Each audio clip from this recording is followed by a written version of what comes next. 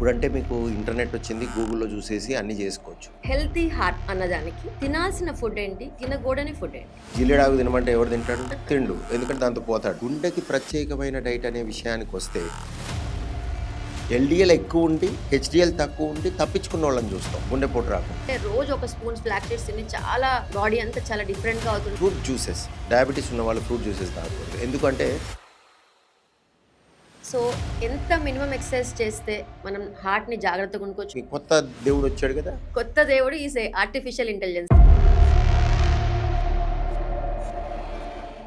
నమస్తే అండి. నేను మీ డాక్టర్ మోనిత.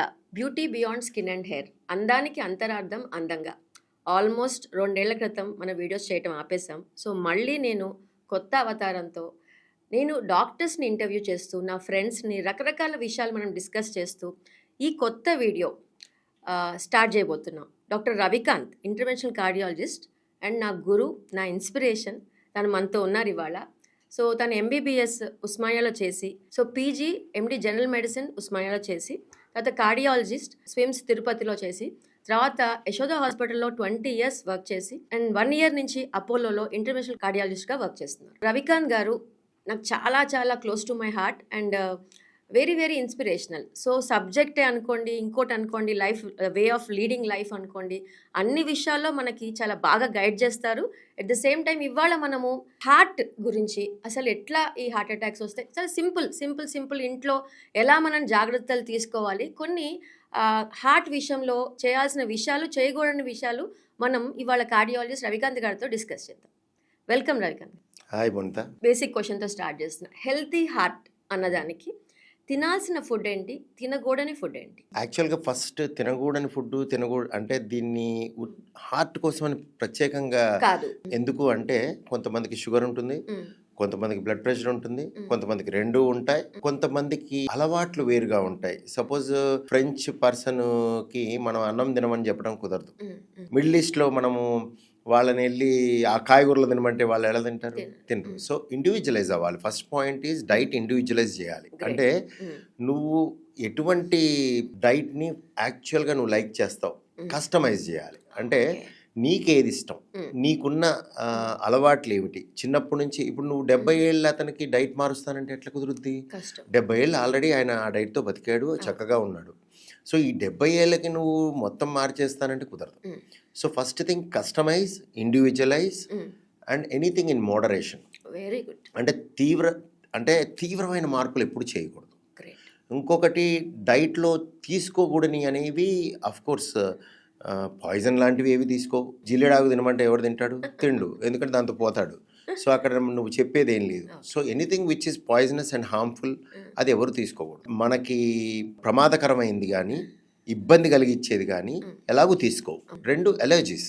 కొంతమందికి నీకు ఇష్టమైంది ఉంటుంది. ఇప్పుడు నాకు మా ఇంట్లో మా మరదలకి ఒక ఆమెకి చామగడ్డలు అంటే చాలా ఇష్టం.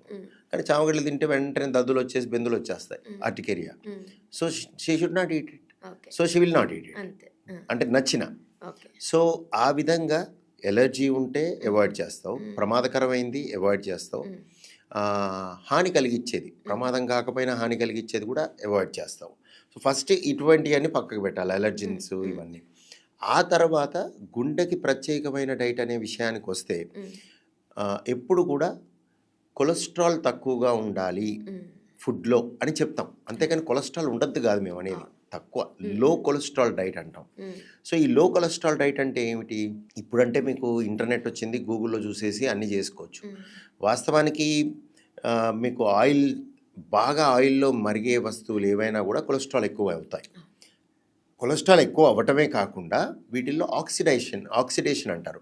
అంటే ఎల్డిఎల్ అనే ఒక పదార్థం ఉంటుంది కొలెస్ట్రాల్లో. ఈ కొలెస్ట్రాల్లో చాలామంది చెడు కొలెస్ట్రాల్, మంచి కొలెస్ట్రాల్ అని కంగారు పడిపోతూ ఉంటారు. అవన్నీ రేషియోస్, అవన్నీ మ్యాథమెటిక్స్ కాదు. అందరూ గుర్తుపెట్టుకోండి, చెడు కొలెస్ట్రాల్ అంటే చెడని కాదు. ఉన్న వాటిల్లో ఈ కొలెస్ట్రాల్ తక్కువగా ఉంటే మంచిది. అంతేగాని అది మనకి చెడు అంటే మొత్తం చెడు కాదు అది. సిమిలర్గా మంచి కొలెస్ట్రాల్ అంటే ఆ కొలెస్ట్రాల్ ఏదో నీకు మంచి చేసేస్తుందని కాదు. బట్ ఆ రేషియో అంటే ఎల్డిఎల్ అనేది తక్కువ, హెచ్డిఎల్ అనేది ఎక్కువ ఉన్న వాళ్ళకి అవకాశం తక్కువ. ఇది కూడా రూల్ కాదు. అంటే నీకు ఎల్డిఎల్ తక్కువ ఉండి హెచ్డిఎల్ ఎక్కువ ఉండి కూడా హార్ట్ అటాక్లు చూస్తాం. ఎల్డిఎల్ ఎక్కువ ఉండి హెచ్డిఎల్ తక్కువ ఉండి తప్పించుకున్న వాళ్ళని చూస్తాం అబ్బా గుండెపోటు రాకుండా.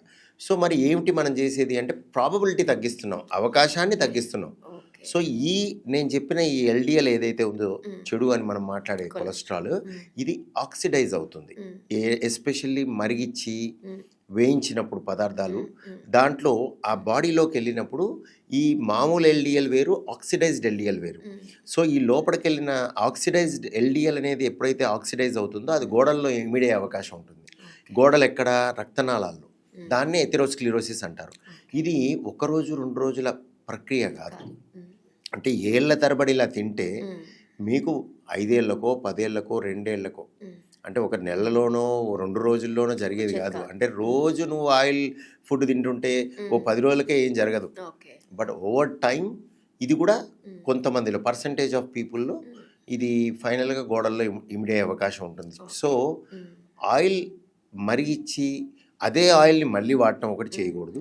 ఆయిల్ కన్జంప్షన్ తగ్గియాలి. ఫ్రూట్ తినేసాక అప్పుడు మనం ఫుడ్ తీసుకుంటే కన్జంప్షన్ ఆఫ్ ద ఫుడ్ కూడా తగ్గుతుంది. That way it is very good because it adds to fibre. నీ కార్బోహైడ్రేట్ తగ్గే అవకాశం ఎక్కువగా ఉంటుంది. కాకపోతే ఇలా అని చెప్పి మర్చిపోయి అన్నం ఇది మనం చెప్పాం అనుకోండి ఏదన్నా, మన ప్రాబ్లం ఏంటంటే ఇలాంటి ఇంటర్వ్యూల్లో చూసి వీళ్ళు అది బల్లగుద్ది దానివల్ల ఇప్పుడు దీని తర్వాత తింటే ఏమన్నా అయిపోద్దేమో అనే ఇది కూడా జరుగుతుంది. కాకపోతే 4 to 5 సర్వింగ్స్ ఏ డే, అంటే 4 to 5 cups of cut fruits, fresh fruits, frozen fruits కాదు, fresh fruits are good for heart. So ఈ విధంగా ఫ్రూట్స్ అయితే ఫ్రూట్స్లో ఏవి మంచి ఏవి చెడు అని ఒక డిస్కషన్ వస్తుంది. సో వీటిల్లో యాక్చువల్గా మనకి స్వతహాగా నేటివ్గా మనం తిన్నవి అన్నీ ఉన్నాయి చూడండి, అన్నీ మంచివి. For example you take banana, you take Apple, you take జామకాయ, గోవా. సో ఇవన్నీ కూడా మనం ఇంతకుముందు సీజనల్ ఫ్రూట్స్ని పక్కకు పెడితే సీతాఫలం, మామిడి పండు, ద్రాక్ష అవి కూడా they are all good. But నేను చెప్పిన సీజనల్ ఫ్రూట్స్ మనం తీసుకున్న ఎస్పెషల్లీ సీతాఫలం, మామిడి పండు అయితే షుగర్ ఎక్కువగా ఉంటుంది కాబట్టి వీళ్ళు ఈ ఫ్రూట్స్ని ఎక్కువగా డయాబెటిక్స్ అవాయిడ్ చేయాలి. వాళ్ళు తీసుకోకూడదు. అంటే తీసుకుంటే ఏదో పాయిజన్ ఆ రోజు ఏదో జరిగిపోద్దని కాదు, షుగర్ బాగా పెరుగుతుంది. సో నీకు షుగర్ ఫ్లక్చుయేషన్స్ బాడీలో ఉన్నట్లయితే ఏళ్ళ తరబడి అలా ఉంటే అవయవాల మీద ఎఫెక్ట్ పడుతుంది కాబట్టి అవాయిడ్ చేయమంటాం. సో ఏదో ఒక రోజు 2 రోజులు చీట్ చేస్తే ఏం కాదు. అంటే ఏదో మనకి ఇప్పుడు సీజన్, అసలే సీజను, నీకు తినాలి, అందరు తింటూ కూర్చొని ఇంట్లో నీకు పెట్టకపోతే ఎలా? సో అలా ఒకటి ఎప్పుడో ఒకసారి తిన్నామంటే పర్లేదు, బట్ అదే పనిగా తినకూడదు. సో అది డయాబెటిక్స్కి నేను చెప్పేది. డయాబెటిక్స్ కాని వాళ్ళకి ఏ ఫ్రూట్ అయినా ఈజ్ గుడ్. బట్ నవేడేస్ ఏమిటి అంటే పెస్టిసైడ్స్ వేయటం వల్ల ఫ్రూట్స్ మీద అవి ఉండిపోతాయి. సో ఎస్పెషల్లీ గ్రేప్స్ మీద పెస్టిసైడ్ ఉండి కోట్ అయిపోతుంది. So when you try to clean అది చేయలేకపోవచ్చు. సో ఆ విధంగా ఆ fruits are not good. Otherwise all berries are good. అవన్నీ మనవి కావు యాక్చువల్గా. స్ట్రాబెర్రీ, మల్బెర్రీ ఇప్పుడు మన దగ్గర దొరుకుతున్నాయి, కానీ ఇంకా కొన్ని ఫ్రూట్స్ కొత్తవి వచ్చాయి. పర్సిమాన్ ఫర్ ఎగ్జాంపుల్, పర్సిమాన్ ఈ అంటే అలా అని చెప్పి పర్సిమాన్ని కష్టపడి తినకండి, దొరికితే తినండి, దొరకకపోతే మనవి ఉన్నాయి. జామకాయ సహజంగా ఫ్లాక్ సీడ్స్ తినండి అని అంటే రోజు ఒక స్పూన్ ఫ్లాక్ సీడ్స్ తిని చాలా బాడీ అంతా చాలా డిఫరెంట్గా అవుతుంది డాక్టర్, నాకు ఎసిడిటీ వచ్చింది డాక్టర్ అని చెప్తారు. సో అతివృష్టి, అనావృష్టి ఈ రెండు వద్దని చెప్తాను. సో ఫ్రూట్స్ స్కిన్కి, హెయిర్కి కూడా చాలా ఇంపార్టెంట్. సో ఈ ఫ్రూట్స్లో అంటే ఇక్కడ దొరికే ఫ్రూట్స్ సంబంధించి మేము దానిమ్మను ఎక్కువ తీసుకోమంటాం. అంటే ఇంకోటి దానిమ్మ, పపాయ అన్ని రకాల ఫ్రూట్స్ మిక్స్ చేసి రోజు ఒక 2 రకాల ఫ్రూట్స్ తీసుకోమంటారు. అంతే కదా? అంతే, వెరీ గుడ్. ఎస్పెషల్లీ అంటే బేసిక్ డైట్ మనం ఇచ్చేస్తాం. Very nice. అది యాక్చువల్గా మనకి చిన్నప్పటి నుంచి మనం చూసినాయి అవి దానిమ్మ, మీరు చెప్పిన దానిమ్మ. అయితే ఇఫ్ యూ టేక్ అన్నిట్లోకి ఫ్రూట్ మోస్ట్ అంటే ఇదేమి గ్రేడింగ్ లేదు, బట్ దెన్ జామకాయ is one of the good అంటారు. సో బట్ ఏ ఫ్రూట్ అయినా is good. Another thing, fruit juices వచ్చేసరికి వీలైనంత వరకు ఫ్రూట్ జ్యూసెస్ని డయాబెటిక్స్ అవాయిడ్ చేయాలి. డయాబెటీస్ ఉన్న వాళ్ళు ఫ్రూట్ జ్యూసెస్ తాగకూడదు, ఎందుకంటే పల్ప్ వెళ్ళిపోతుంది, ఉండదు ఫైబర్. సో షుగర్స్ అబ్జార్బ్ అవుతాయి, ఎక్కువ ఉంటాయి. సో అందుకని డయాబెటిక్స్ ఫ్రూట్ జ్యూసెస్ తాగకూడదు. అదర్వైజ్ మిగతా వాళ్ళందరూ ఫ్రూట్ జ్యూసెస్ కూడా ఓకే, బట్ వీలైనంత వరకు ఫ్రూట్ జ్యూసెస్ కంటే ఫ్రూట్సే బెటర్. ఉన్న పలంగా ఫ్రూట్ని తింటమే ఆల్వేస్ ఈజ్ గుడ్. ఇప్పుడు మనం అలసిపోయినప్పుడు ఫ్రూట్ జ్యూస్ కంటే కూడా వాటర్ తాగి ఫ్రూట్ తింటాం better. That is much more good. So nuts, when it comes to nuts, all nuts are good actually, but నట్స్ని వేయించకుండా ప్రయత్నం చేయాలి.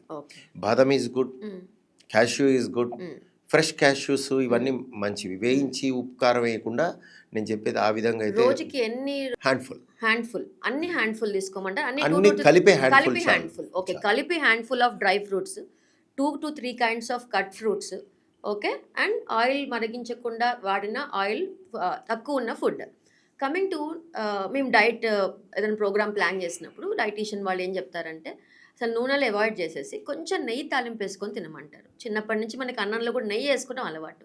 బట్ నెయ్యి మీద ఎందుకు అంత అపవాదం వచ్చింది? నెయ్యి ఎంత మంచిది కదా.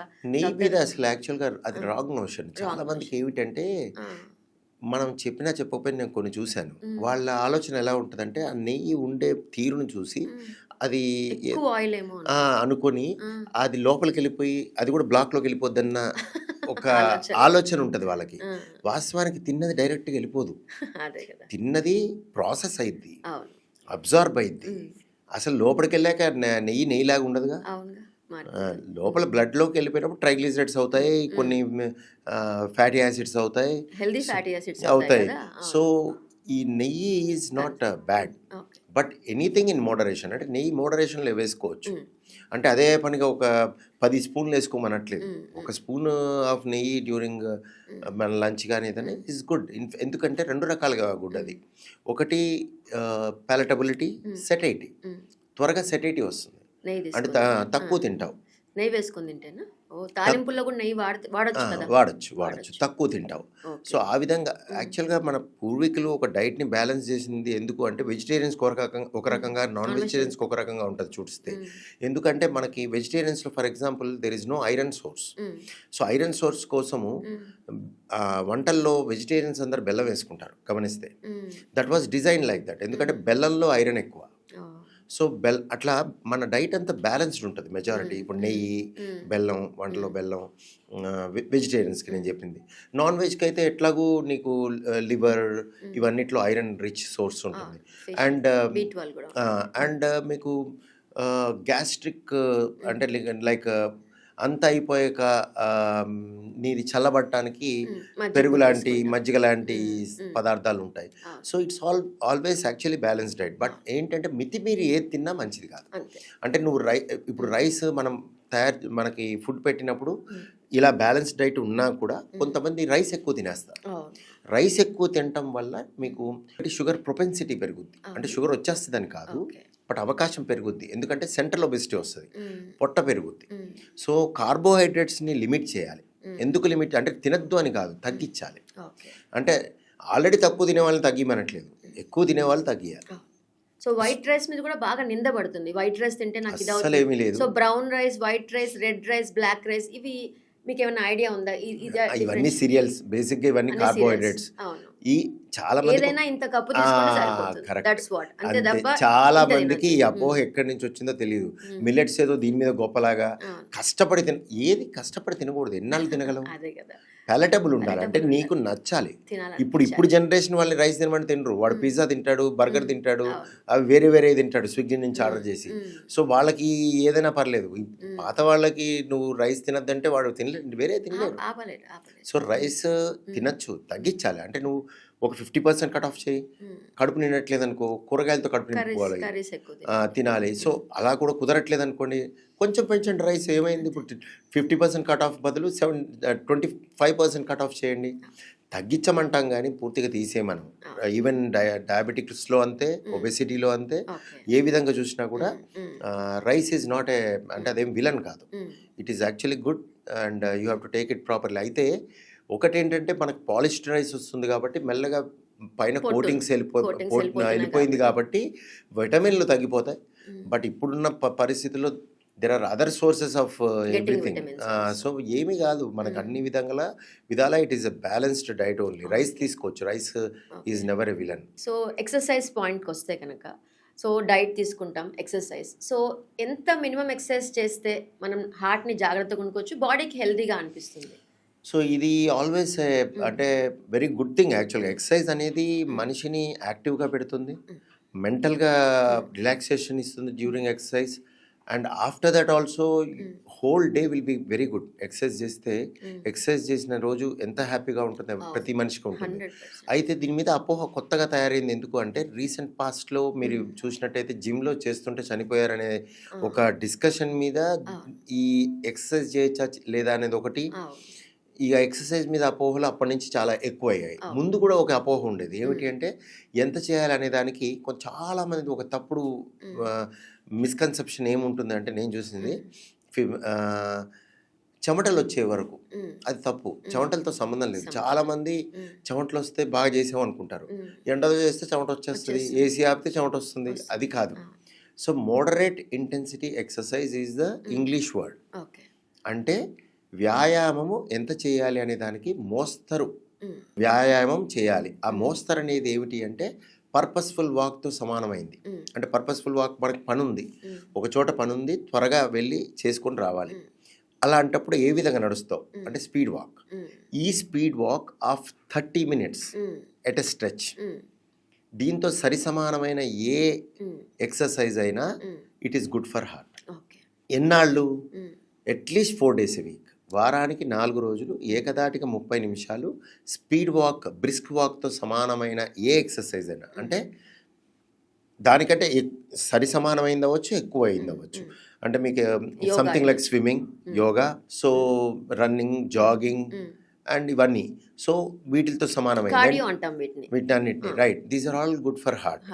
అయితే ఇంపార్టెంట్ థింగ్ ఏంటంటే, చాలామంది మొదలు పెట్టడానికి కారణమయ్యేది ఏమిటి అంటే, ఎవరో ఇంట్లో ప్రమాదానికి గురైనప్పుడు, ఇంటి చుట్టుపక్కల నైబర్స్లో ఎవరైనా ప్రమాదానికి గురైనప్పుడు, లేదా చుట్టాల్లో ఎవరైనా ప్రమాదానికి గురైనప్పుడు, ఈ రోజు నుంచి నేను జాగ్రత్తగా ఉండాలి, ఈ రోజు నుంచి బాగా చేయాలి అనుకొని స్టార్ట్ చేయడం చేస్తారు. సో స్టార్ట్ చేసినప్పుడు స్ట్రైట్గా ఫస్ట్ డేనే ఎక్కువగా చేసి అలసిపోయి, లేకపోతే ఇబ్బందులు వచ్చి, మోకాళ్ళ నొప్పులు వచ్చి, చేతుల నొప్పి వచ్చి, అవి నొప్పి వచ్చి నేను చేయలేనని మానేయటం జరుగుతుంది. సో ఇది గ్రేడెడ్గా పెంచుకుంటూ వెళ్ళాలి. వీలైనంత వరకు ఒక ఫిజికల్ ట్రైనర్ని పెట్టుకోవడానికి ప్రయత్నం చేయాలి. పెట్టుకోలేకపోయినా పర్లేదు, కానీ మోటివేట్ అవ్వడానికి ఒక సీనియర్, ఇంకొక పర్సన్ హూ హ్యాస్, అంటే ఈ ఎక్సర్సైజ్ విభాగంలో చేసేవాడు మన ఇంటి చుట్టుపక్కల ఉండొచ్చు. యూట్యూబ్లో కూడా చాలా ఉన్నాయి డాక్టర్, అసలు వీడియోస్ కావాలనుకుంటే. అంటే పొట్టకి సంబంధించిన ఎక్సర్సైజ్ కొన్ని ఉంటాయి, ఒక 6 variations, థైస్కి సంబంధించినవి కొన్ని ఉంటాయి, అప్పర్ బాడీకి సంబంధించి కొన్ని ఉంటాయి. వాళ్ళు తలుచుకుంటే చేయడానికి ఉంటుంది, no doubt in that. So ఒక 20 minutes వాకింగ్ చేసి ఒక 10 minutes ఈ స్ట్రెచెస్ అండ్ బాడీ పార్ట్స్ ని చేసుకోవచ్చు కదా ఇంట్లో. అంటే అందరికి జిమ్ కి వెళ్ళాలని టైం ఉండదు, జిమ్ కి వెళ్ళాల్సిన అవసరం లేదు. అదే, సో యోగా ఆసనాలు ఒకటి, అట్ ద సేమ్ టైం ఇంట్లోనే కొన్ని ఎక్సర్సైజెస్ యూట్యూబ్ లో చాలా ఉంటాయి కాబట్టి మనకి. అంటే బాడీ ఎక్సర్సైజ్ యాక్చువల్గా బాడీ వెయిట్ తో చేసే ఉంటాయి. పుషప్స్ అవ్వచ్చు, జంపింగ్ జాక్స్ అవ్వచ్చు. అంటే పేర్లు మనం ఇంగ్లీష్లో చెప్తున్నాం, కానీ మనం చిన్నప్పటి నుంచి చేసేవి అన్ని ఎక్సర్సైజ్. స్కిప్పింగ్ ఆడేవాళ్ళం, షోల్డర్ ఎక్స్ చిన్నప్పుడు డ్రిల్ చేసేవాళ్ళు, అవన్నీ వాట్ ఎవర్ వీఆర్ డూయింగ్ అవే చేయొచ్చు. కొత్తగా స్టార్ట్ చేసినప్పుడు మాత్రం కొంచెం జాగ్రత్త పడాలి. ఎస్పెషల్లీ వయసు ఎక్కువ ఉన్నవాళ్ళు. వయసు తక్కువ ఉన్న వాళ్ళకి ప్రాబ్లం లేదు. 40 ఏళ్ళు, నాకు తెలిసి 40 years వరకు ఇట్స్ ఆల్ ఓకే. 40 పైన ఉన్న వాళ్ళందరూ కొత్తగా స్టార్ట్ చేస్తే they have to take some help. అదే, ఎందుకంటే జాగ్రత్త పడటానికి. స్పోర్ట్స్ ఇంజురీస్ లాగా బిగినింగ్లోనే ఇంజురీ వచ్చిందంటే ఆగిపోతారు చాలా మంది. సో దట్ ఈస్ వాట్, అదొక కాషన్ తీసుకోవాలి. ఇప్పుడు కొంతమంది జాగింగ్ చేస్తూ, జాగింగ్ ఏ ఏజ్ వరకు చేయొచ్చు? ఎందుకంటే ఐ ఫీల్ నాకు వాకింగ్ కన్నా జాగ్ చేస్తే చాలా బాగా అనిపిస్తుంది, ఐ పర్సనలీ ఫీల్. సో నాకు జాగింగ్ చేయాలంటే 40+ కాబట్టి ఎంతవరకు జాగింగ్ చేయొచ్చు, ఏ ఏజ్ వరకు జాగింగ్ చేయొచ్చు? కొంతమంది జాగింగ్ చేసి సడన్గా పడిపోయిన వాళ్ళని కూడా చూసాం. అంటే వాళ్ళు 60+ ఉంటారు, but they will jog a lot. So అది ఎట్లా, మనం దాన్ని ఎట్లా కన్సిడర్ చేసుకోవాలి? అంటే యాక్చువల్గా డైరెక్ట్గా స్ట్రైట్ అవే జాగింగ్కి పెట్టకూడదు. You have to start with brisk walk, then increase your capacity, ఆ తర్వాత మెల్లగా జాగింగ్లోకి వెళ్ళటం. సో ఇక్కడ అడ్డంకులు ఏమిటి అంటే, వయసు పెరిగే కొద్దీ మోకాళ్ళ చిప్పలు, ఈ కాండ్రోమలేషియా అని వస్తుంది, పటెల్లా వెనకాల ఇది కార్టిలేజ్ పాడవుతుంది, వయసుతో డిజనరేట్ అవుతుంది. తర్వాత లిగమెంట్స్ ఇవన్నీ స్ప్రెయిన్కి గురయ్యే అవకాశం ఉంటుంది. అందరికి ఉండదండి, ఎవరికి వాళ్ళకే.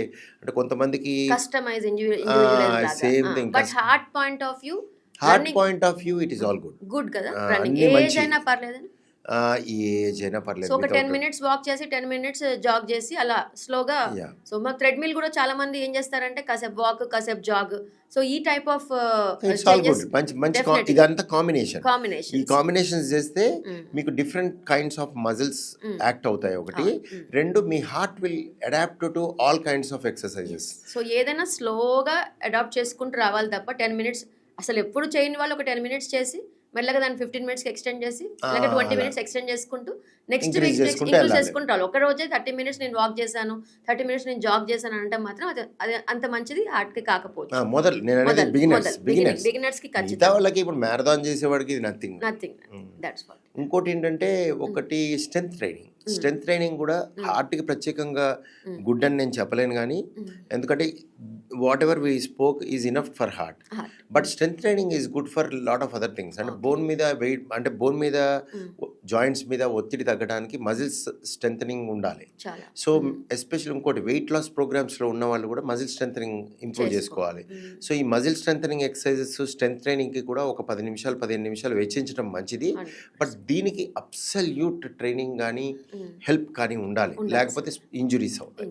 So coming to the 40+ age వాళ్ళు అంటే సహజంగా అప్పటి నుంచి అందరూ స్క్రీనింగ్ స్టార్ట్ చేస్తారు. అంటే ఈ మధ్యలో నేను క్లినిక్ వచ్చినప్పుడు 25కే అన్ని cholesterol I mean vitamin check అన్ని రెగ్యులర్గా చేయిస్తున్నాము. సో హార్ట్ పాయింట్ ఆఫ్ వ్యూలో ఏమేమి అనాలిసిస్ చేయించుకోవాలి అంటే ఎవ్రీ ఇయర్ ఏదైనా పర్టికులర్గా టెస్ట్లు చేయించు మామూలుగా ఈసీజీ అని తెలుసు మనకి. సో అలా ఇంకా ఈకో ఉంటుంది అండ్ టీఎంటీ ఇవి ఎంత ఆఫన్ చేయించుకోవాలి? బ్యాడ్ కార్డియాక్ హిస్టరీ ఉన్న వాళ్ళు ఇంకెంత జాగ్రత్తలు తీసుకోవాలి? What are the test to be done? So first important thing ఏంటంటే more then test always consult your doctor, కార్డియాలజిస్ట్ని కన్సల్ట్ కావాలి. That is the first important thing. So 40+ వాళ్ళు ఏమున్నా లేకపోయినా మీట్ యువర్ కార్డియాలజిస్ట్. కార్డియాలజిస్ట్ని That is the point to be taken. ఒక appointment with cardiologist and good physician కూడా okay. Good. ఎందుకు అంటే ఈ అండ్ రైజ్ యువర్ కన్సర్న్. మీ కన్సర్న్ ఏంటి అనేది rise your concern to the doctor. అంటే ఇప్పుడు మీరు అన్నదే, ఇప్పుడు నాకు గుండెలో ఏదైనా ప్రాబ్లం ఉందా, నాకు భయంగా ఉంది గుండెది ఉంటుందేమో అని, లేకపోతే మా ఇంట్లో గుండె ప్రాబ్లమ్స్ ఎక్కువ అందుకు నేను చూపించుకోవడానికి వచ్చాను. ఇటువంటి ఎక్స్ప్రెషన్ అంటే you have to come out with that concern. మీ మీ సస్పిషన్ని మీ అనుమానాన్ని డాక్టర్కి వ్యక్తం చేస్తే అప్పుడు రైట్ పాత్లో వెళ్తారు.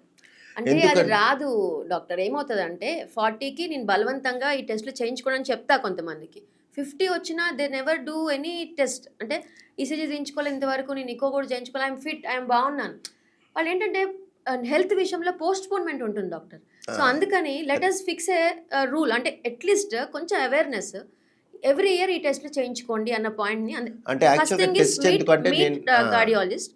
First point I want to consider. Second thing మీరు చెప్పాక ఆ టెస్ట్లు చేయించుకోవాలి. అయితే టెస్ట్లు మీరే చేయించుకోవటం అనేది always it might be over doing or under doing inappropriate. Very rarely it is always అంటే ఎగ్జాక్ట్గా చేయాల్సినవి చేయటం అనేది జరగటం తక్కువ మందికి జరుగుద్ది. అంటే ఏమవుతుందంటే కొంతమంది ఏమో టెస్టులు చేసేసుకొని అన్నీ బాగున్నాయి అంతా బాగుందని ఫాల్స్ సెక్యూరిటీతో ఉండే అవకాశం ఉంటుంది.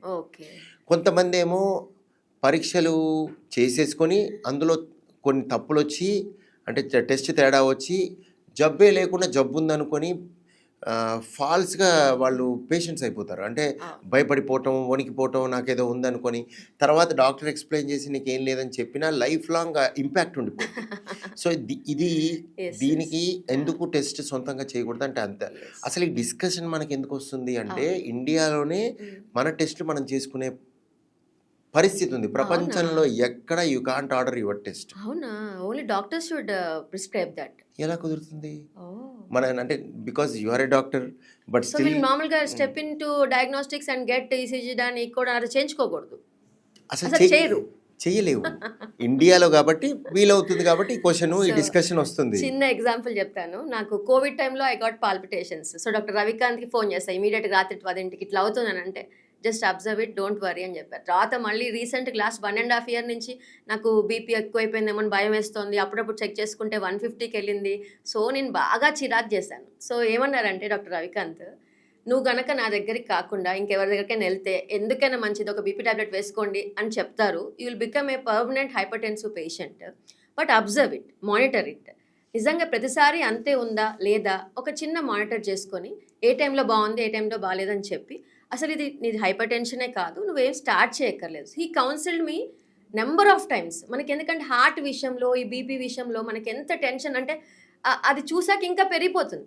హార్ట్ రేట్ 150 వెళ్తుంది ఏంటంటే పెరిగిపోతుంది. So we should not observe. అది మీరు నాకు చెప్పారు. ఎగ్జాక్ట్లీ. సో అలా నేను చాలా విసిగిచ్చాక తర్వాత ఐ అండర్స్టూడ్ దట్ ఇది నా బాడీ నేచర్. నా బీపీ అప్పుడప్పుడు 140కి వెళ్తుంది, మళ్ళీ బ్యాక్ వచ్చేస్తుంది. 117s కూడా నేను చూశాను. So I was comfortable. So నాకు హైపర్ టెన్షన్ లేదు అని. సో ఇలా మనల్ని మనం అసెస్ చేసుకొని కార్డియాలజిస్ట్ గైడెన్స్ తీసుకోవాలి తప్ప సడన్గా వెళ్ళిపోయి ఇమీడియట్గా బీపీ టాబ్లెట్లు సహజంగా 40+ చాలా మంది నాకు హైపర్ టెన్షన్ డాక్టర్ నేను టాబ్లెట్స్ వాడుతున్నా అంటారు. అదేంటి అప్పటి నుంచే వాడుతున్నారు? మీరు నాకేం చెప్పారంటే ఇట్స్ ఎండ్ ఆర్గాన్ డిసీజ్ వస్తే తప్ప మనం హైపర్ టెన్షన్ డయాగ్నోస్ చేయము అని చెప్పారు. అంటే అలా ఎలా ఉంటుందంటే హైపర్ టెన్షన్ అనేది 2 రకాలుగా. ప్రాబ్లం ఏంటంటే బ్లడ్ ప్రెషర్ చూసి అదొక్క రీడింగే చూసి చెప్పడం ఉండదు. There is something called fight or flight response. Okay. So that is what ఇవాళ మనం ఈ వీడియో చేయడానికి రీజనే పేషెంట్ పబ్లిక్ ఎడ్యుకేషన్. చాలా మంది ఆ భయంతోనే బతికేస్తారు. కొంతమంది ఉందేమో అన్న భయంతో. సో బీపీ డయాగ్నోస్ చేయడానికి 1-2 months కూడా పడుతుంది. సడన్గా ఇవాళ రాగానే ఇవాళ టాబ్లెట్స్ ఎవరు ఇవ్వరు. So counselling is very much important. కార్డియాలజిస్ట్ని దగ్గరున్న ఫిజిషియన్ని కలిసాకనే మీరు కంక్లూడ్ చేసుకోండి మీకు హైపర్ టెన్షన్ ఉందా లేదా అన్న విషయం. ఇంకోటి ఏంటంటే బ్లడ్ ప్రెషర్ ఉండి ఆల్రెడీ డ్యామేజ్ అయిపోయిన వాళ్ళు అది డిఫరెంట్. వాళ్ళకి మొదటి రోజే మొదలు పెడతాం. ఆ పరిస్థితి రాకుండా చూడటానికే ముందు నుంచి పట్టుకోవాలి. అంటే ఓవర్గా డయాగ్నోజ్ అవ్వకూడదు, అండర్ డయాగ్నోజ్ అవ్వకూడదు. ఉన్నవాడు మిస్ కాకూడదు, లేనివాడు ఉందనుకోకూడదు. ఇప్పుడు ఇంట్లో ఉన్న బీపీ ఆపరేటర్స్ అది మనకి ఓకేనా? ఎలక్ట్రానిక్ చాలా చక్కగా మంత్లీ వీక్లీ వన్స్ ఒకసారి చెక్ చేసుకోమంటారా? ఒక అంటే నేనేం చేస్తానంటే అప్రెన్సివ్ పీపుల్ కి చూసుకోవద్దు అంటాను. There are people who are apprehensive. నేను చూసింది చాలా వరకు కరెక్ట్ గా రివర్స్ చేస్తారు. అంటే ఎవరైతే చూడాలో వాళ్ళు చూడరు, ఎవరైతే చూడకూడదో వాళ్ళు చూస్తుంటారు. అంటే భయస్తులు చూస్తూ ఉంటారు. వీళ్ళకి ఏంటంటే బీపీ ఉండదు. నా భయం వేస్తుంది అని బీపీ చూస్తారు. చూసి ఎక్కువ ఉందని టెన్షన్ పడిపోతుంటారు. వాళ్ళకి యాక్చువల్గా అది భయం, బీపీ కాదు. సో వీళ్ళు అవాయిడ్ చేయాలి. ఎవరైతే కంట్రోల్ ఉండదో వాళ్ళకేమో ఆల్రెడీ యూరిన్లో ప్రోటీన్ పోతూ ఉంటుంది, లీక్ అవుతూ ఉంటుంది, కళ్ళల్లో రెటీనా డ్యామేజ్ అయి ఉంటుంది, మందులు సరిగ్గా వేసుకోరు, డయాబెటీస్ మందులు ఉంటే డయాబెటీస్ మందులు వాడరు. సరే డయాబెటీస్ తీసేయండి, దీనికి బ్లడ్ ప్రెషర్కే ఏం వాడరు. సో వీళ్ళు ఏంటంటే నాకు అంత బాగానే ఉంది కదా, నేను ఎందుకు చూసుకోవాలి, అసలు వీడు ఎందుకు ఇట్లా చెప్తున్నాడని వాడనుకుంటాడు. వాళ్ళేమో చూడాలి, వాళ్ళ చార్ట్ మెయింటైన్ చేయాలి, వాళ్ళు చేయరు. వాళ్ళకి ఇంపార్టెంట్. ఎవరికైతే కంట్రోల్ లేదో బ్లడ్ ప్రెషరు వాళ్ళకి రెగ్యులర్గా చూసుకొని ఆ చార్ట్ చూసుకొని మా దగ్గరకు వచ్చిన ఇప్పుడు ఏబిపిఎం అని ఒకటి ఉంది, అంబులేటరీ బ్లడ్ ప్రెషర్ మానిటరింగ్ అని. దానికి హోమ్ బీపీ మానిటరింగ్కి డిఫరెన్స్ ఏంటంటే హోమ్ బీపీ మానిటరింగ్ అంటే మీరు చెప్పేది ఇంట్లో బ్లడ్ ప్రెషర్ అపారటస్ ఉంది, అది కట్టి మనం చూసుకొని చార్ట్ మెయింటైన్ చేయడం.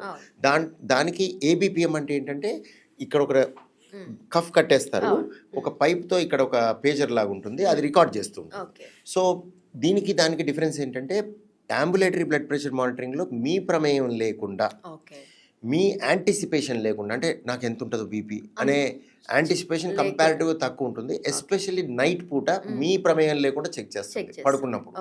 సో అది nocturnal readings ambulatory blood pressure మానిటరింగ్లో వస్తాయి, మీ ప్రమేయం లేకుండా చూస్తుంది.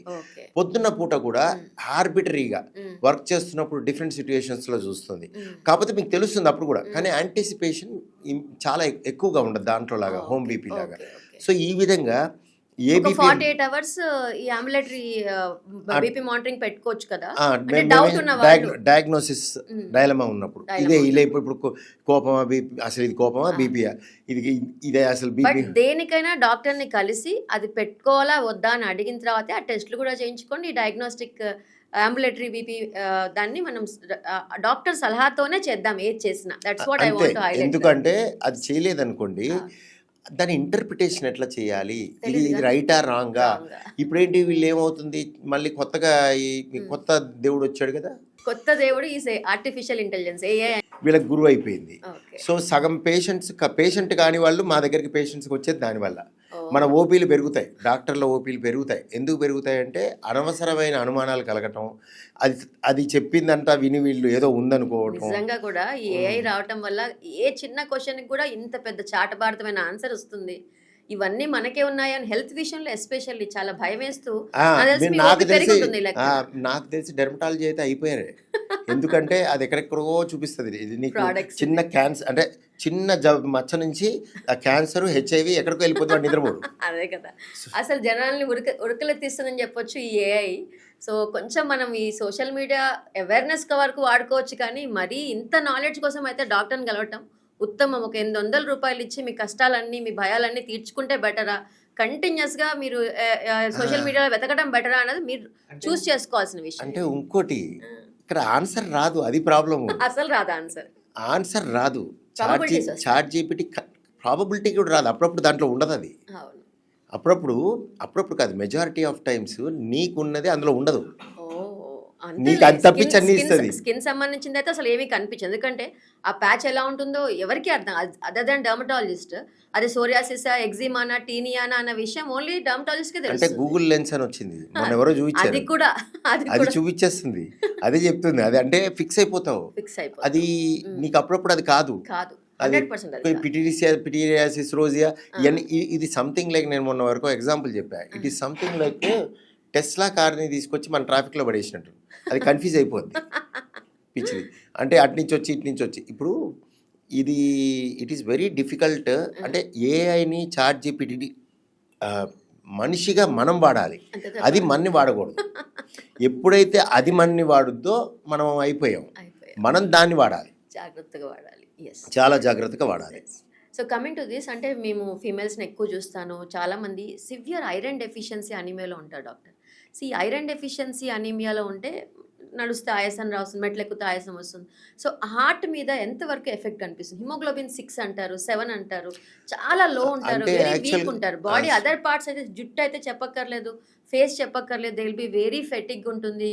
అండ్ ఇది అలా క్రానిక్ అనీమియా ఉంటే హార్ట్ మీద ఎలాంటి ఎఫెక్ట్ పడుతుంది? యాక్చువల్గా హార్ట్ మీద ఎఫెక్ట్ పడుతుంది, డైరెక్ట్ ఎఫెక్ట్ ఉంటుంది. బట్ హార్ట్ అటాక్లు అలాంటివి రావు. రక్తం తక్కువ ఉన్న వాళ్ళకి ప్రత్యేకంగా ఏమి ఎక్స్ట్రా రిస్క్ లేదు. గుడ్. కానీ లక్షణాలన్నీ గుండెపోటుకి సంబంధించిన లక్షణాలన్నీ వస్తాయి. సో ఫాల్స్ అలారమ్స్ వస్తాయి. సో రక్తం తక్కువ ఉన్న వాళ్ళకి ఏవేవైతే గుండె రక్తనాళాల్లో బ్లాక్స్ ఉంటాయో అటువంటి లక్షణాలే ఈ వీళ్ళకి వస్తాయి. అంటే అవే రకమైన ఆయాసం, ఛాతిలో బరువు, నొప్పి, ఆయాసం అంటే మిమిక్ చేస్తుంది. రక్తం తక్కువ ఉన్న వాళ్ళకి హార్ట్ కండిషన్ని మిమిక్ చేస్తుంది. So most of the times రాంగ్గా మా దగ్గర తేలుతారు. ఓకే. ఇది మేము పట్టుకొని ఇది కాదు, గుండెది కాదయ్యా సమస్య, ఇది రక్తం తక్కువ ఉంది, దీనికి కారణాలు వెతకాలని పంపిస్తాం. సో ఇదొకటి. ఇంకొకటి, రక్తం తక్కువ ఉండి గుండెపోటు వస్తే అది చాలా భయంకరమైన సిచ్యుయేషన్. అంటే మోర్ కాంప్లెక్స్ అండ్ కాంప్లికేటెడ్ అవుతుంది ట్రీట్మెంట్ విషయంలో. సో రక్తం తక్కువ ఉన్న వాళ్ళలో గుండెల రక్తనాళాల్లో బ్లాక్లు అదనంగా ఉంటే కాంప్లికేటెడ్ హార్ట్ అటాక్ కానీ కాంప్లికేటెడ్ హార్ట్ కండిషన్ కానీ ఉంటుంది. సో వీళ్ళల్లో ఇంకొంచెం ఎక్స్ట్రా ఛాలెంజ్ ఉంటుంది డాక్టర్గా మాకు, అండ్ పేషెంట్కి న్యాచురల్లీ ఎక్స్ట్రా ఛాలెంజ్ ఉంటుంది. రిస్క్ కూడా ఎక్కువ కదా డాక్టర్? రిస్క్ కూడా ఎక్కువ. అంటే హిమోగ్లోబిన్ 6, 7 వరకు అసలు ఎంత వరకు they can take, body can take that 6? స్లోగా తగ్గితే 3 గ్రాములకు కూడా చూస్తాం మనం. అవును, అదే 3 గ్రాములు అంటే స్లోగా తగ్గితే. ఉన్నట్టుండి తగ్గిపోతే వాళ్ళు తట్టుకోలేరు. అది ఉన్నట్టుండి తగ్గటం అంటే బ్లీడింగ్ అవ్వటం, massive, they feel extreme weak in their body కదా. Extreme weak. స్లోగా తగ్గినప్పుడు ఏంటంటే తెలియదు, తెలియకుండా వాళ్ళు తెల్లగవుతున్నారు అనుకుంటారు కొంతమంది. సో అది ఎవరో ఒకరు పట్టుకుంటారు. ఈ జనరేషన్లో మనం especially yearly once just haemoglobin, iron, D, B12 basic blood test ఖచ్చితంగా చేసుకోమని చెప్తాను. Liver and kidney function yearly once ఒక మాస్టర్ హెల్త్ చెకప్, దాంట్లో మీ హార్ట్ సంబంధించి ఒక ఈసీజీ అని ఒక ఈకో కూడా యాడ్ చేసుకోమంటారా? చేసుకోవచ్చు, కానీ ఎక్కువ ఎవరు చేస్తున్నారు అనేది చాలా ఇంపార్టెంట్. ఈసీజీ వరకు ఓకే, ఎక్కువ మాత్రం అంటే ఆ person who is doing and with what intent inside, అంటే ఏవి చూడాలనుకొని చేస్తున్నాం అనే దానికి ఇంపార్టెంట్. కొన్ని టెస్ట్లు ఎలా ఉంటాయంటే, ఇప్పుడు ప్రీ టెస్ట్ ప్రాబబిలిటీ అని ఉంటుంది. అంటే నువ్వు చేసే ముందు ఏం గమనించి ఏం అనుకొని చేస్తున్నావు. ఇప్పుడు ఫర్ ఎగ్జాంపుల్ ఒక మర్మర్ ఉంది, ఈ మర్మర్ని గుండెలో ఒక రంధ్రాన్ని ఎక్స్పెక్ట్ చేస్తున్నావు, ఆ మర్మర్ ఉంది, ఆ గుండెలో రంధ్రాన్ని ఎక్స్పెక్ట్ చేస్తున్నావు, లేకపోతే గుండెలో కవాటం, అయోటిక్ వాల్వ్లో స్టెనోసిస్ ఉంది, విఎస్జీ ఉంది, వెంట్రికులర్ సెప్టల్ డిఫెక్ట్ ఉంది, ఈ ఉన్నాయని తెలిస్తే తప్పించి ఆ చూసేవాడు ఆ మైండ్తో చూడకపోతే మిస్ అయిపోతారు. సో ఈకో చేయించుకోవడం ఇంపార్టెంటే కాదు, చేసే వాళ్ళు చాలా ఇంపార్టెంట్. సో ప్రాపర్ కార్డియాలజిస్ట్ని కలిసి ఈకోని కూడా మీరు ప్లాన్ చేసుకోవాలి. Yearly once at least exactly. Yearly once నా Exactly. ఉద్దేశం And 40+ వాళ్ళు yeah, ఎస్పెషల్లీ రిస్క్ ఉన్న వాళ్ళు. సో యాంజియోగ్రామ్, సిటీ యాంజియోగ్రామ్ ఇవన్నీ మనకొద్దు, just basic things and TMT test. ఈ ట్రెడ్మిల్ కూడా కొంచెం చేసే పరిస్థితులు అంటే కొంతమందికి ఏంటంటే సపోజ్ గుండెపోటు రేపు మాపు రాబోతుంది, పేషెంట్కి తెలియదు. ఎందుకు తెలియదు అంటే వాళ్ళు తోసిపుచ్చేస్తారు. ఒక బాధ ఉంటుంది, అది తల నుంచి ఇక్కడ వరకు ఎక్కడైనా బాధ, ఒక బాధ ఉంటుంది, ఆ బాధ గుండెదని వాళ్ళు గమనించరు, చెప్పరు. సో వీళ్ళు వెళ్ళి పరీక్షలు చేసుకుంటారు, అది ఆల్రెడీ గుండెకి సంబంధించిన సమస్య అనుకుందాం. ట్రెడ్మిల్ టెస్ట్ చేసేటప్పుడు కొలాప్స్ అయ్యే రిస్క్ ఉంటుంది.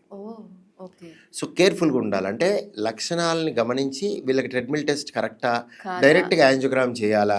కొన్నిసార్లు ఏంటంటే మేము అసలు ఏ పరీక్ష చేయం, ఇలా కూర్చోబెట్టి పేషెంట్తో 4 మాటలు మాట్లాడి స్టెథోస్కోప్ కూడా పెట్టకముందే మీకు గుండె సంబంధించిన హార్ట్ కండిషన్ ఉంది, మోస్ట్లీ మీకు యాంజియోగ్రఫీ చేయాలి అని చెప్పే పరిస్థితి ఉంటుంది. సో నెక్స్ట్ స్టెథోస్కోప్ పెట్టి ఎక్స్ట్రా ఇన్ఫర్మేషన్ వస్తుంది. అలాంటి పరిస్థితులు ఉన్న వాళ్ళకి ట్రెడ్మిల్ టెస్ట్ చేస్తే మాత్రం ప్రమాదం. సో దాన్ని అన్స్టేబుల్ యాంజినా అంటారు. సో ఇటువంటి ఎప్పుడైనా మిస్ అవుతే ప్రమాదం జరిగేవి. అందుకనే సెల్ఫ్ టెస్టింగ్లో ఈ ట్రెడ్మిల్ కూడా కొంచెం జాగ్రత్త బెస్ట్, అవాయిడ్ చేయటం అన్లెస్ కార్డియాలజీ సజెస్ట్ చేస్తే తప్ప టీఎంటీ టెస్ట్ దాకా వెళ్ళకూడదు. సో రీసెంట్గా అంటే నేను విన్నాను, ఒక doctor uncle, he 64 years, severe neck pain వచ్చింది, బట్ తనకి ఎందుకో డౌట్ వచ్చింది. సో ఈ సివియర్ నెక్ పెయిన్తో కూడా he got heart attack, angina block ఉందని చెప్పి స్టంట్స్ వేయాల్సి వచ్చింది. సో ఇట్లా నాన్ స్పెసిఫిక్గా ఏమేం ఫైండింగ్స్ని మనం కొంచెం అలర్ట్ కింద తీసుకోవాలి ఎంఐకి? అంటే హార్ట్ అటాక్ అంటాం కదా, మయోకార్డ్ ఇన్ఫాక్షన్ అంటాం కదా, వెజల్స్ బ్లాక్ అయ్యాయి అన్న పాయింట్లో ఓన్లీ మనం chest pain, left hand pain ఒకటే చూస్తాం, బట్ ఈ నెక్ పెయిన్ తో ప్రెజెంటేషన్ కూడా చాలా కొత్తగా అనిపించింది. సో ఇలా ఎలాంటి నాన్ స్పెసిఫిక్ థింగ్స్ కూడా అలర్ట్ అవ్వచ్చు? అంటే at what age we can first thing, any person who is above 40 years, any person above 30 years smoking, diabetes, hypertension ఉన్న వాళ్ళు, మగవాళ్ళైన వాళ్ళు ఎస్పెషల్లీ ఈ 30 years పైన రిస్క్ ఫ్యాక్టర్స్ ఉన్నవాళ్ళు, 40 years పైన ఉన్న రిస్క్ ఫ్యాక్టర్స్ ఉన్నా లేకపోయిన వాళ్ళు, రిస్క్ ఫ్యాక్టర్స్ అంటే డయాబెటీస్, హైపర్ టెన్షన్, స్మోకింగ్, మితిమీరిన ఆల్కహాల్, హై కొలెస్ట్రాల్ డైట్, ఫ్యామిలీలో రన్ అవుతే, సో వీళ్ళందరూ జాగ్రత్త పడాలి. సో వీళ్ళు ఈ రిస్క్ ఫ్యాక్టర్స్ నేను చెప్పినట్టు ఉన్న వాళ్ళు 30 పైన, లేని వాళ్ళు 40 పైన, వీళ్ళందరిలో ఏదైనా లక్షణం తల నుంచి తీసుకొని ఈ వేస్ట్ వరకు అన్యూజువల్గా ఉంది, నాకు ఎప్పుడు ఇలా రాలేదే, ఇదేదో తేడాగా ఉంది అంటే అది యాసిడిటీ, బర్న్ అయినా ఏదైనా అవ్వచ్చు, ఫుల్ సివియర్ జాయింట్ పెయిన్స్ అయినా అవ్వచ్చు, షోల్డర్ పెయిన్స్ కూడా ఏదైనా అవ్వచ్చు. వాళ్ళకి బాధ అనే వర్డ్ అంటే అది డిస్కంఫర్ట్.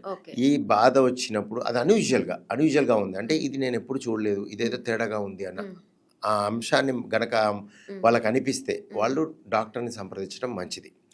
అంతేకాని ఇది కాదు, ఇది గుండెది కాదులే, మన గ్యాసు, రాత్రి తిన్నాను, మిర్చి తిన్నాను, నిన్న పడుకోలేదు సరిగ్గా, నేను ఎక్కువ పని చేశాను, ఇట్లా దాని మీద దీని మీద తోసిపుచ్చేయకూడదు. మ్యాక్సిమం అంటే ఏమైంది, ఇది కాదని చెప్తావు, అంతే కదా. సో మిస్ కాకుండా ఉంటుంది. ఫర్ ఎగ్జాంపుల్ మీరు ఇప్పుడు అడిగిన ప్రశ్నలు ఏంటి అంటే, ఇక్కడి నుంచి జా నుంచి థ్రోట్కి, ఓన్లీ థ్రోట్కి, 2 షోల్డర్ బ్లేడ్స్కి, 2 ఆర్మ్స్కి, లోవర్ ఆర్మ్స్కి, చిటికిన వేలుకి, పామ్కి, 2 పామ్స్ గుంజినట్టు, దవడలు గుంజినట్టు, పళ్ళు గుంజినట్టు. ఇప్పుడు రీసెంట్గా నేను నిన్న ఒక యాంజియోప్లాస్టీ చేసాం, అది ఇప్పుడు ఎట్లా అంటే ఈ కనుబొమ్మలు ఇలా ఇక్కడ పీకి, ముక్కు మీదకి పీకి ఇలా కిందకు వస్తుంది. సో అది ఒక్కొక్కరికి ఒక్కో రకంగా ఉంటుంది. స్టెంట్ కూడా పెట్టాము. సో ఇప్పుడు ఇంకోళ్ళకి ఇలా చెవుల మీదుగా ఇలా, తర్వాత కొంతమందికి ఇలా తల నుంచి మెడలోకి. సో ఇవన్నీ మనం చెప్తే ప్రాబ్లం ఏమిటి అంటే, ఇది చెప్తే ఈ మామూలు తలనొప్పిని కూడా ఇదేమో గుండెది అనుకుంటారు.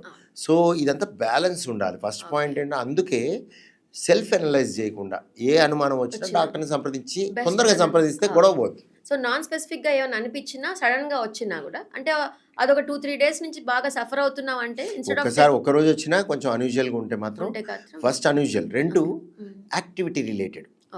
యాక్టివిటీ అంటే ఏదైనా నడుస్తుంటే, మెట్లు ఎక్కుతుంటే, మిద్దెలు ఎక్కుతుంటే, బరువులు ఎత్తుతుంటే, ఇటువంటి నేను చెప్పిన ఈ లక్షణాలు కనుక వస్తే వాళ్ళు త్వరగా కలవాలి, అలర్ట్ అవుతే బెటర్.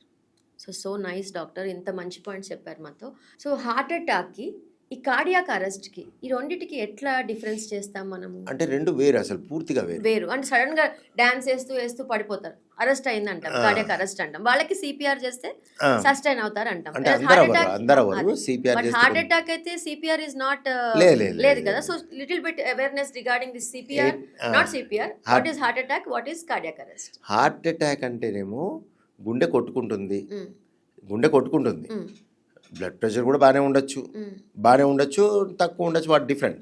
బట్ ఫైనల్గా గుండె కొట్టుకుంటుంది, పేషెంట్ మాట్లాడతాడు, పేషెంట్ నడుస్తుంటాడు, పేషెంట్ ఇన్ఫ్యాక్ట్ నడిచే వస్తాడు, డ్రైవ్ చేసుకొని వస్తాడు, మాట్లాడతాడు, మనకు చెప్తాడు అన్ని బాధలంతా. సో హార్ట్ అటాక్లో గుండె ఆగిపోదు. బట్ హార్ట్ అటాక్ కూడా ఒక కారణం గుండె ఆగిపోవడానికి, అదొక కారణం మాత్రమే. అంటే గుండె ఆగిపోవడానికి కారణాలు అనేకం. సో గుండె ఆగిపోవటాన్ని కార్డియాక్ అరెస్ట్ అంటారు. గుండెలో రక్తనాళంలో పూడిక ఉన్నట్టుండి క్లాట్ ఏర్పడి అడ్డుపడి బాధతో మా దగ్గరకు వచ్చిన వాళ్ళని దాన్ని హార్ట్ అటాక్ అంటారు. దాన్ని సేవ్ చేస్తాం.